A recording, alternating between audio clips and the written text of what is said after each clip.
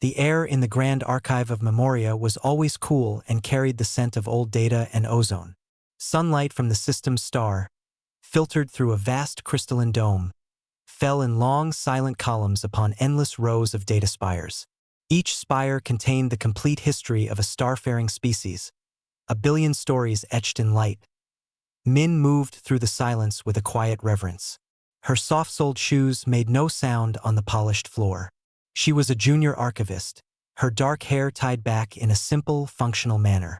Her assignment was simple: catalog the oldest, most fragmented records in Sector Prime A, a section most researchers considered a dusty graveyard of corrupted files and dead-end legends. At her workstation, a floating holographic display scrolled with glyphs from a dozen extinct languages. Her colleague, Jean, leaned against a nearby spire, arms crossed. He was older, with a practical, skeptical air that Min found both frustrating and necessary. "Still digging in the ghost stories?" Jean asked, his voice echoing softly in the vast space. "They're not ghost stories," Min replied, not looking up. Her fingers danced across the interface, pulling up a star map so old its coordinate system was no longer in any active database. "They are the oldest consistent narratives in the Concord.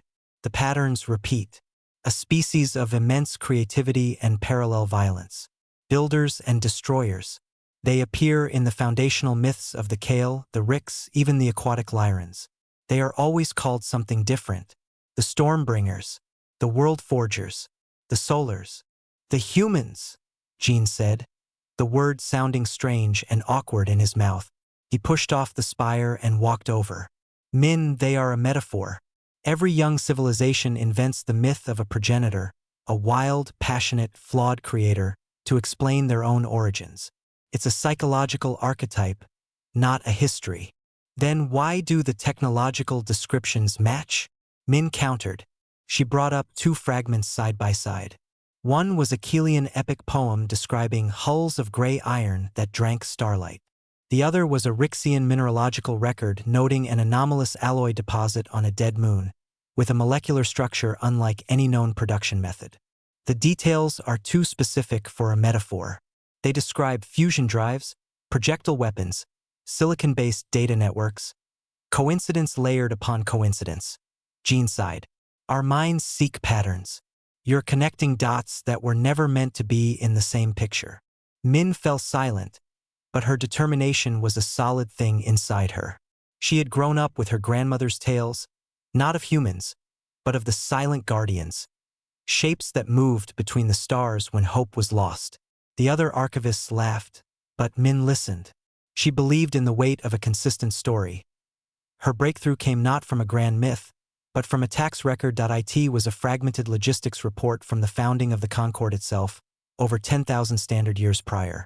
It listed the energy signatures of the founding members' vessels during the signing of the first accord. Min was cross-referencing them with a corrupted data core labeled Calthur Anomaly, a long-debunked record of a mysterious skirmish that predated the Concord. Most of the energy signatures matched known Kelian early ionic drives and Rixian photon sails. But one signature, attributed in the fragment to a third-party observer, was different. It was a complex, multispectrum burst with a unique decay rate. Min's breath caught. She had seen that decay rate before. With trembling fingers, she pulled up the Calthur data. The visual was just static, but the energy analysis was barely readable. There, amidst the noise, was the same signature, the same decay rate. It was a fingerprint. The third-party observer at the birth of the Galactic Concord and a mystery ship at a forgotten battle were using the same propulsion technology, a technology that matched no known species in the archive, but which fit the vague descriptions from the human myths. "Jean," she said, her voice barely a whisper, "look at this." He came over, his skepticism giving way to mild curiosity. He studied the two data streams, his eyes narrowing. "The signature is identical. That's odd. The Concord founding record is pristine. The Calthur data is trash. But the signature is real," Min insisted, pointing. "It's in both. This isn't a story. This is an engine. Someone was there. At the founding. And at Calthur." Jean stared for a long moment, his practical mind wrestling with the evidence. Finally, he shook his head. It's a glitch. A piece of corrupted code from the founding record somehow contaminated the Calther data core. It's the only logical explanation. A single, unverified energy signature does not bring a myth to life. Min. He placed a hand on her shoulder. You've done good work. You've found a fascinating data anomaly. Now, please, can we move to the third era trade ledgers? They actually need cataloging. He walked away back to the realm of accepted history. Min looked back at the screen, at the twin signatures glowing against the dark. A glitch, that's what logic said. But in her heart, where her grandmother's stories lived, she knew it was a footprint. Someone had been there. Someone had left a mark. She quietly saved the data fragment to her private drive, labeling it not with a mythic name, but with simple, plain text. Observation. Anomaly 01. The first thread. She looked out the great window at the swirling stars of the Memoria system. Somewhere out there, in the deep and silent dark, was that thread's other end. She was sure of it. The Biko system was a quiet place. It sat on the edge of the Galactic Concord's map space, a yellow star with 3 rocky planets and a scattering of mining outposts on the asteroids. It was a place for people who wanted to be left alone. Patrol Officer Day was one of those people. His ship, the Glimmer, was a small, boxy vessel with a single laser and sensors that were always a little too sensitive. Day liked it that way. He was a man of few words, with a calm face that hid a deep, patient curiosity. His job was to fly the long, empty routes between the mining colonies, check in, and look for anything unusual. Nothing was ever unusual. Until 3 days a Geo.it started as a whisper on the edge of his sensor screen. A tiny energy spike, no bigger than a dust particle hitting the shield, but it had a wrong shape to it. It wasn't the smooth pulse of a drive, or the crackle of cosmic radiation. It was sharp, and then it was gone. Day marked the location and thought nothing more of it. The next day, on the other side of the system, it happened again. The same sharp, impossible signature. This time, he tried to get a lock. His scanner reached out, and for a half-second, it registered something solid. A mass reading, tiny but dense. Then it faded, as if it had never been there.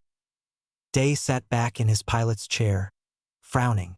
He opened a channel to the patrol base. Base, this is Glimmer. Picking up intermittent sensor ghosts in Sector 7. Possibly scanner echo off the new mining barge at Outpost Row. The voice of Captain Sue came back, warm and tired. Copy, Glimmer. Noted. It's probably the barge. Their engine shielding is cheap. Don't waste your fuel chasing echoes. Yes, Captain, Day said, but he didn't delete the logs. That night, in his small quarters on the Glimmer, he pulled up an old story file on his personal pad. It was a recording of his grandmother, her face kind and wrinkled. He had heard these tales 100 times, and when the darkness was deepest and no help could be seen, her voice said, soft and clear. The old roads would sometimes whisper, the ghosts who built them, the ones who left before the first of us arrived, they would leave a sign. A shadow where no shadow should be. A light that didn't come from any star. They were silent guardians. They never spoke. But they were there in the between places watching. Day had always thought they were just stories. Beautiful stories to make the vast, empty night feel less lonely. Now, he wasn't so sure. The following patrol cycle, he adjusted his sensors. He tuned out all the known frequencies, mining lasers, comm chatter, drive plumes. He listened only to the silence.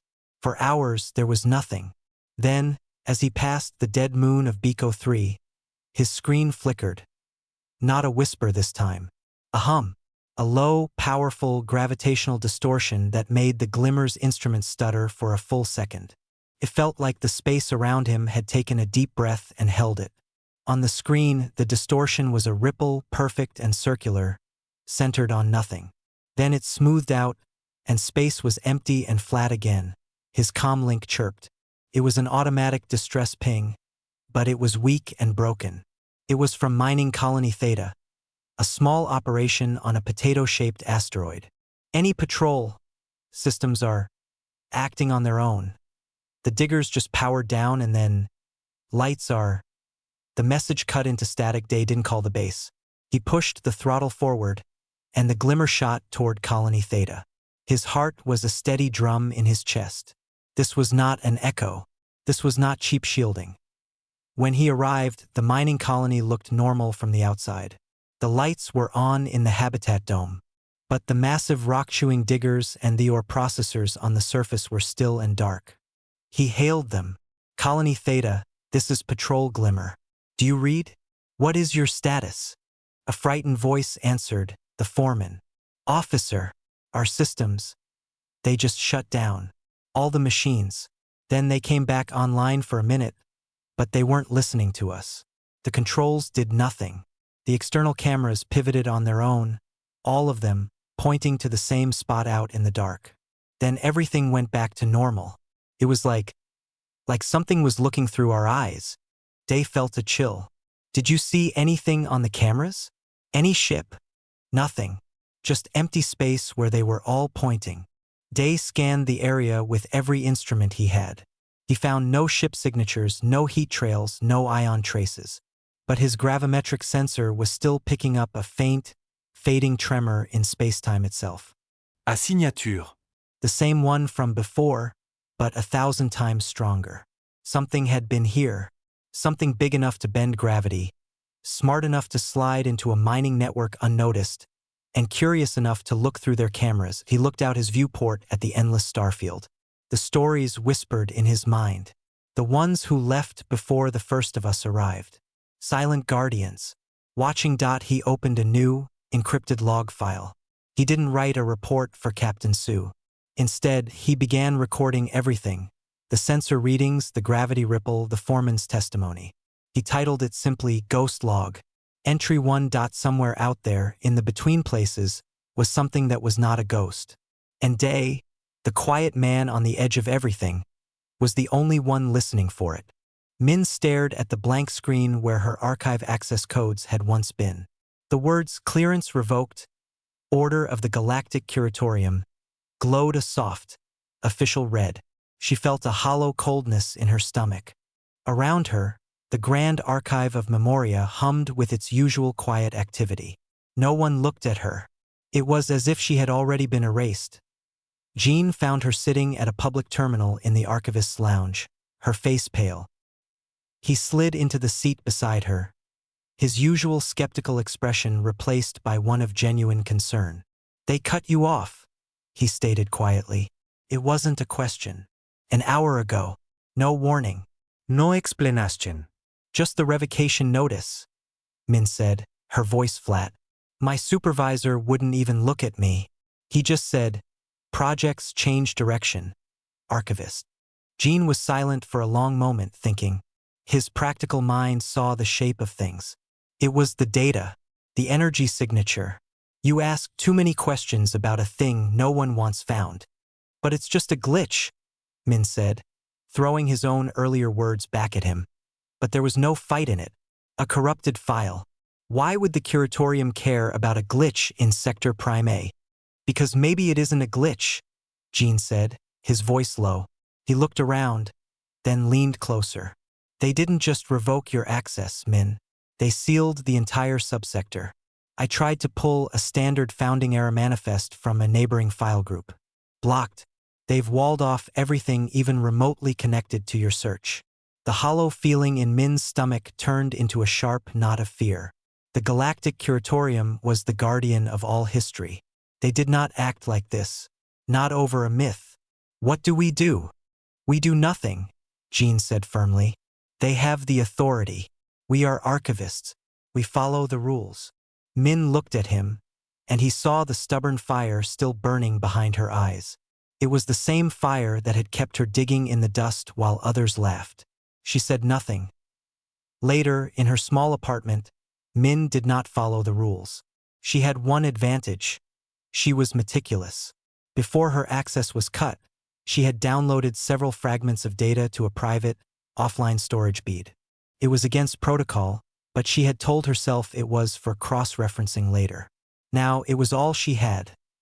She inserted the bead into her personal reader. The files floated in the dim light of her room. The twin energy signatures, the corrupted battle record from Calther, And one other thing, a single garbled text file pulled from the same corrupted core. Most of it was digital noise, but a string of symbols kept repeating. She had assumed it was a system error. Now she looked at it with new eyes. What if it wasn't noise? What if it was a language she worked through the night? She ran the symbols against every known ancient linguistic database in the public network. Nothing matched. Frustrated, she almost gave up. As dawn light began to color the sky, she tried one last, desperate thing. She stripped the symbols down to their most basic geometric shapes and fed them into a universal pattern recognition program, the kind used to identify unknown constellations. The program churned. Then it produced a result. It wasn't a perfect match, but a 78% correlation. The symbols were not words. They were coordinates, star coordinates, but not in the modern galactic standard system. It was an older, more primitive system, based on the relative position of pulsars, dead stars that flashed like cosmic lighthouses. Her reader could not process it. It was too alien, but Gene could. He had old, deep-level decryption software from his earlier career. She went to him. She did not ask. She simply showed him the symbols and the program's result. Jin's face went through a journey. Annoyance, curiosity, then stunned disbelief. "You kept the data," he whispered. "Will you help me or report me?" Min asked, her voice steady. He looked at the symbols, then at her determined face. With a sigh that seemed to come from his very bones, he took the storage bead.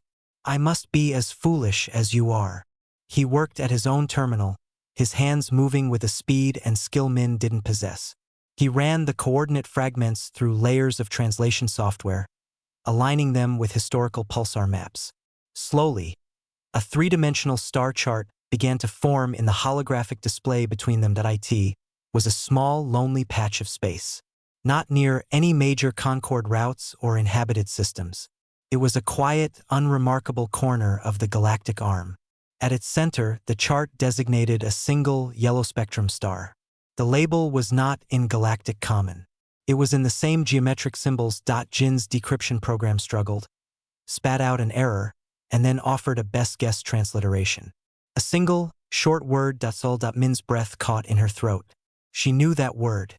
It was at the heart of every myth. The home star, the lost cradle, the place that was always just a story. "It's a map," Gene said, his voice full of awe. "A map to a star. A very old map. But why is it hidden in a corrupted battle record?" Min asked, her mind racing. Gene zoomed out on the display.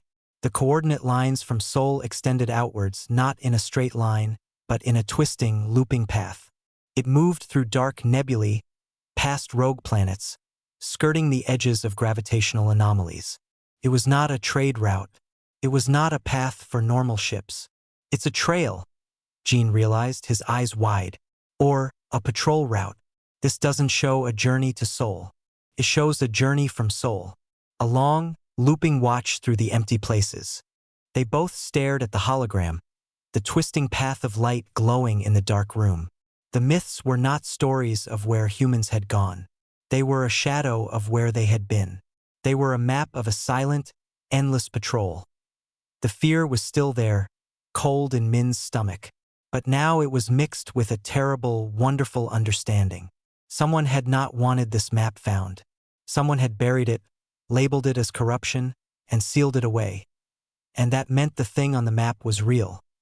Outside the window, the sun of Memoria rose.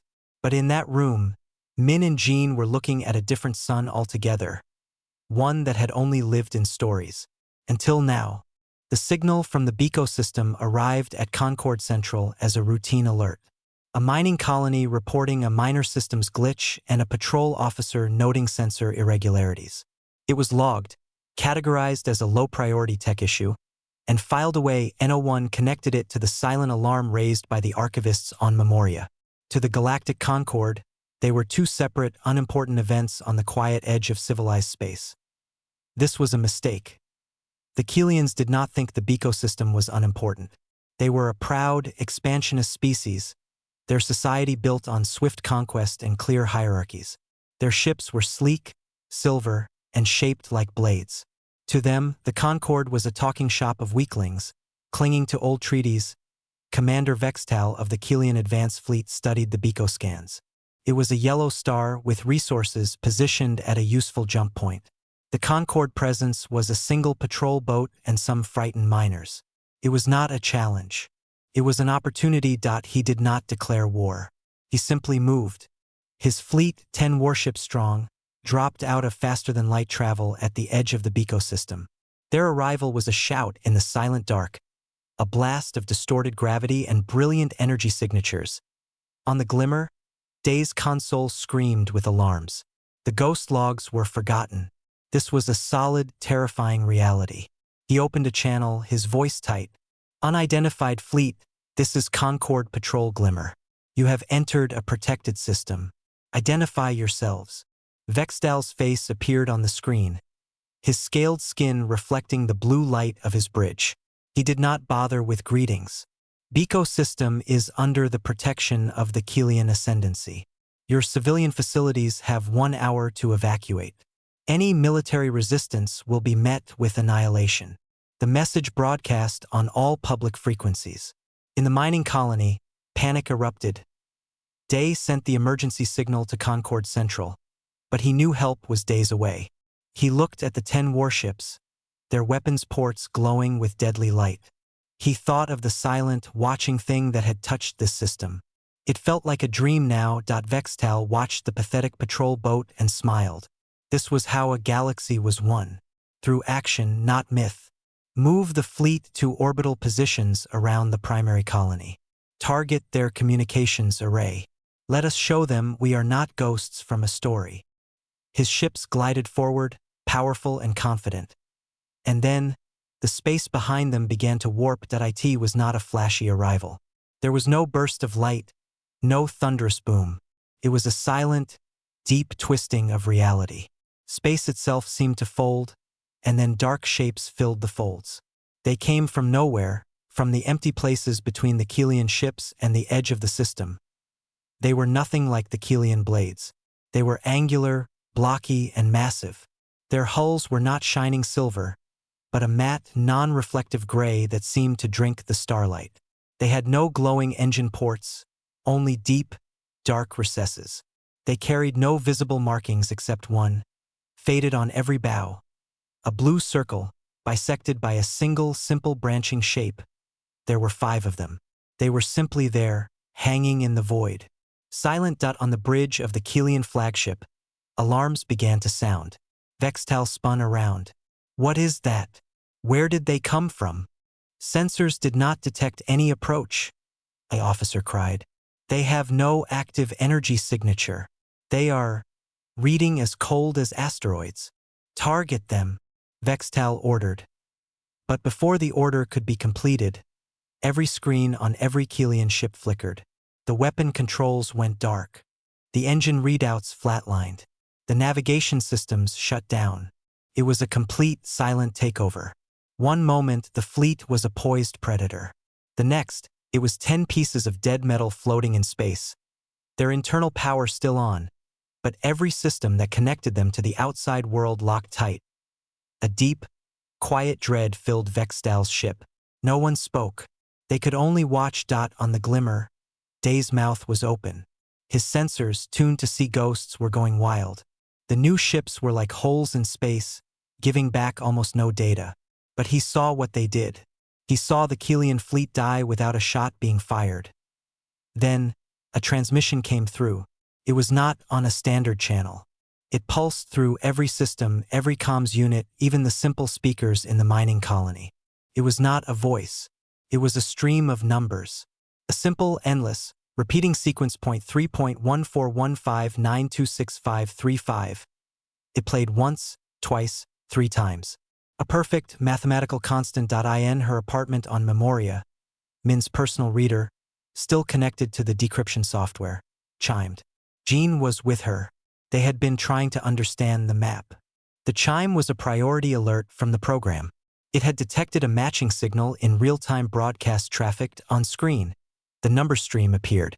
Jin's software analyzed it instantly. It was not just a number. It was a specific, ancient mathematical ratio. A calling card. Pi. Jean breathed, the human word feeling foreign and heavy on his tongue. It's the ratio of a circle's circumference to its diameter. It's a fundamental constant of the universe. But why broadcast it? Min asked, her heart pounding. Because, Jean said, his face pale, it's a test. It's the simplest, most universal piece of knowledge a technological species would possess. It's a way of saying we know you are here. And it's a way of proving who they are. In the silent ecosystem, the number stream stopped. A new message followed, this time in clear, if oddly accented, galactic common. The voice was calm, deep, and held a weariness that seemed 1,000 years old. Kelian vessels, you have targeted a protected world. Your weapons systems have been safed. Your engines are disabled. Do not attempt to restore them. This territory is under the guardianship of Terran sovereign space. You will stand down, and you will await further instruction. The message ended. The words hung in the air of every ship, every colony. Terran sovereign space. The words from the oldest myths. The world forgers. The solars. The humans. On the glimmer, Day slowly reached out and stopped his recording logs. He didn't need them anymore. The ghost had finally shown its face. It was not a single ship. It was a fleet, and they had been here, in the dark. All along. Vextal stood frozen on his bridge, staring at the blocky, silent ships on his view screen. All his pride, all his certainty drained away, replaced by a cold, simple understanding. They were not myths. They were real, and they were here. The silence in the ecosystem was complete. The Kelian fleet hung powerless, dark ships adrift in a sea of stars. The 5 blocky, gray vessels did not move. They simply waited, like mountains that had decided to rest in space. Across the galactic concord, panic and wonder spread at the speed of light. The transmission had been heard. The proof was there. The myths had ships and weapons. Leaders argued, scientists scrambled, and historians wept with sudden, overwhelming revelation. On Memoria, the curatorium had no choice. They sent for Min and Jean. The 2 archivists were brought not to a library, but to the central council chamber, a room of glowing light and floating screens. The faces of Concord leaders from a dozen species looked down at them, their expressions a mix of fear, anger, and desperate hope. Archivists, the head of the curatorium, an elderly Rixian named Eller, said. His voice was tired. You asked questions about the ancients. You found a map. Explain it. Now. Min's legs felt weak, but Jean stood straight beside her. He spoke, his voice clear in the vast room. He told them of the energy signature, the corrupted data, and the map to Sol. He showed them the pulsar coordinates and the twisting patrol route. He is describing a military patrol pattern. A Kelian ambassador snapped, his image flickering with rage. These Terrans are clearly aggressors. They have attacked our fleet. They disabled it, Min said, finding her voice. It was small but firm. They did not destroy it. The myths, the records always spoke of them as protectors in some stories and destroyers in others. Maybe they are both. Maybe it depends on why they are needed. Before the argument could grow, a new signal arrived, directed at Concord Central and marked with the same mathematical signature as the Pi transmission. It was an invitation, a single set of coordinates deep in the ecosystem, and a list of names. They requested a delegation. The list included the identification codes for Archivist Min, Historian Jean, Patrol Officer Day, and, to everyone's shock, Commander Vextal of the Kelian fleet. No, Vextal's image said immediately, his pride bruised but his fear evident. It is a trap. Your fleet is already caught, Commander, Eller said quietly. You will go. We all need to understand what has awakened. A small Concord shuttle was sent. Day was brought from his patrol ship, his uniform crisp but his eyes wide with disbelief. Min and Jean boarded silently. Vextal came last, his head held high but his hands clenched tightly behind his back. The shuttle flew through the silent Kelian formation, past the cold, dead ships, and toward the largest of the gray vessels that as they approached. A bay door opened on the giant ship. It was not a bright, welcoming hangar. It was a dark maw. The shuttle was gently pulled inside by an invisible tractor beam. The door closed behind them, and soft, white light filled the space. The air that greeted them when the shuttle door opened was cool and smelled of ozone and something else. Something like old metal and soil. Two figures waited for them. They were human. They stood on two legs, had two arms, one head. They wore simple, dark gray uniforms without decoration. But it was their faces that held the delegation frozen. They were not alien monsters. They looked tired, deeply, unimaginably tired. The man had lines around his eyes and short, gray-streaked black hair. The woman had a stern face, but her eyes held a profound sadness. "I am Commander June," the man said, his galactic common perfect but formal, as if learned from very old records. "This is Engineer Hannah. You are on the GCS Remember Earth." No one knew what to say. The myth was standing right in front of them, breathing their air. June gestured, and they followed him through clean, functional corridors. The ship was quiet. They saw other humans, all with that same weary look, working at stations. They looked normal. They looked real. They were led to a room with a large window that looked out at the stars. June turned to face them. "You have questions," he said. "We will answer. We have watched your Concord grow for a long time. We did not mean to show ourselves now. But your actions," he looked at Vextal, "matched a pattern. A dangerous one." "What pattern?" Jean asked, the historian in him pushing past his awe. Hannah, the engineer, spoke. Her voice was softer. "A pattern of expansion, of aggression without talk. It is a pattern that once brought a darkness to our home. A darkness that did not come from the stars, but was called to them by noise and fire." June continued, "We are not your ancestors. We are not your gods. We are survivors. Long ago our home, Earth, was threatened, not by an empire, but by a silent, hungry thing from between the galaxies. It was drawn to the noise of a young, fighting species. We realized we were the beacon. So we made a choice." He paused, and the weight of centuries hung in the air. "We went silent. We hid our world. We built ships that could sleep and watch. We became ghosts in your stories. Our mission was not to rule, but to wait. To make sure the noise never grew loud enough to bring the darkness back. To protect you from it and from yourselves." Min understood then. The patrol route on the map. It wasn't a border. It was a watch line. "You've been guarding us," she whispered. "All this time." Hannah nodded. "Yes, and we failed once. We could not save our own world. The darkness came. Earth is quiet now. A garden with no gardeners. We will not fail again." Vextal finally found his voice, but the boast was gone from it. "So you punish us for being loud?"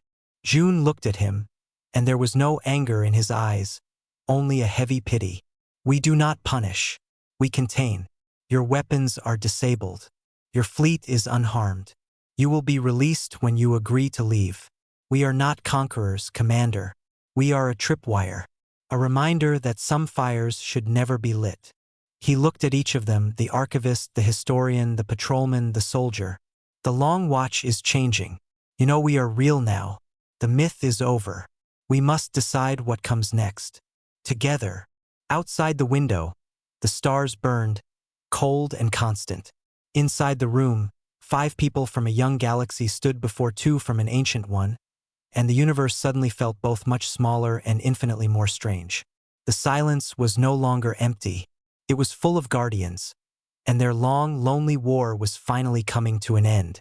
The meeting room aboard the Remember Earth was quiet. The shock of standing before living myths had settled into a heavy, shared understanding. Commander June and Engineer Hannah were not monsters or gods. They were soldiers who had stood watch for 10,000 years. Jean was the first to break the silence, his historian's mind cutting to the heart of the matter. "This darkness you speak of, you said it was called by noise and fire. What does that mean?" Hannah exchanged a look with June, then stepped forward. A small holographic emitter in the table glowed to life. It did not show a monster. It showed a star chart, then a visual of energetic signals, FTL drives, weapon tests, planetary-scale communications, blooming across a galaxy like bright, noisy flowers. The entity does not think as we do, Hannah explained, her voice clinical but tired. It is drawn to concentrated bursts of psionic and electromagnetic energy on a massive scale. A civilization in its early, violent expansion phase, wars of conquest, unchecked technological growth, creates a signature like a beacon. We did, and it found us. The hologram changed. It showed a simplified diagram of a spiral galaxy. From the black void between spirals, a shadow seeped inward, drawn toward a bright, flashing point, a point labeled soul. We could not fight it directly, June said, his eyes on the creeping shadow. It was like a tide. It consumed the energy, the life, the very possibility of a place. Our weapons were useless. Our only choice was to silence the beacon, to make Earth, and all our worlds, seem dead and cold. We scattered. A few of us in ships like this went dark. We became the silent ones. We watched as new species rose, and we prayed your childhoods would be quieter than ours. Min thought of the energy signature she had found, the one that matched nothing in the records. You were at the founding of the Concord, she said softly, that a faint, sad smile touched June's lips. We were. To listen. To make sure the first words were not shouts. We have been to many first meetings. We leave no trace. Or so we thought. He nodded to Min, a gesture of respect. You found our footprint. Vextal had been listening, his pride warring with the scale of the story. And you think my people are making this noise? That we will call this thing? Your pattern is the same, June said, turning to him. His gaze was not accusing but factual. Rapid expansion, claiming territory by force, dismissing talk. It is the loudest noise a species can make. We could not risk it. The entity is not gone. It sleeps in the deep void, waiting for another beacon to shine. The weight of the responsibility pressed down on the room. It was not about one fleet or one system. It was about the survival of everything. What do you want from us? Day asked. He had been silent until now, his patrolman's mind processing the scope of the watch. You could have just destroyed the Kilian fleet as a warning. You didn't. Because we are not judges, Hannah said firmly. And destruction is more noise. We are gardeners trying to keep the forest from catching fire. We need you to understand the danger so you can help tend the garden. June walked to the large window. The galaxy knows we exist now. The secret is over. We cannot go back to being myths. So we must find a new way. He turned to face them. We will release the Kilian fleet. But we will also share technology with the Concord. Not weapons. Never weapons. The hologram changed again. It showed schematics for energy shields that could dampen drive signatures, making ships harder to detect. It displayed plans for environmental systems that could heal poison worlds. It showed a stable, silent form of communication that used quantum entanglement, leaving no trace in the void. We will teach you how to be quiet, Hannah said. How to grow without shouting. Then the image settled on a single beautiful world. Blue oceans, green land, white clouds. It was undeniably alive, but there were no city lights on the night side, no orbital traffic. It was still. And we will give you the coordinates to Earth. A stunned silence filled the room. It is a memorial now, June said, his voice thick with an old, deep grief. A garden world. The darkness was driven away by the silence, but it left our home empty. We have kept it safe. We will open it to you as a place of pilgrimage, a reminder of the price of noise. Min felt tears in her eyes. The lost cradle was not lost. It was being offered as a gift, a lesson. Jean cleared his throat. You need liaisons, people who understand both your history and ours, to help this new way. June nodded. Yes, we ask that you both, he looked at Min and Jean, serve as the first liaisons between the Terran Protectorate and the Galactic Concord. Your knowledge of myth and history will be your guide. He then looked at Day. "Officer, your sensors found our whispers. We need keen eyes on the frontier. We would be honored if you joined a new joint scout wing to watch the quiet places together." Finally, his gaze fell on Vextel. "Commander, you have seen our strength. You have heard our reason. You will return to your people. You will tell them what you have learned. You will be our witness." Vextel, for the first time, had no boast, no argument. He simply bowed his head, a gesture of acknowledgement from a soldier to another. The meeting was over. As they were led back to their shuttle, Min looked down a long corridor of the Remember Earth. She saw a young human crew member tending a small, green plant under a soft light. Life persisting in the deep dark. They were not coming back to rule. They were coming back to teach, to protect. The long, lonely watch was ending, and a new, careful partnership was being born under the silent gaze of the stars. The myths had returned, not with a conquering roar, but with the solemn whisper of those who had learned, at the greatest cost, how precious and fragile the light could be. The news spread across the galactic concord like a slow, warm wave. It did not bring panic in the end.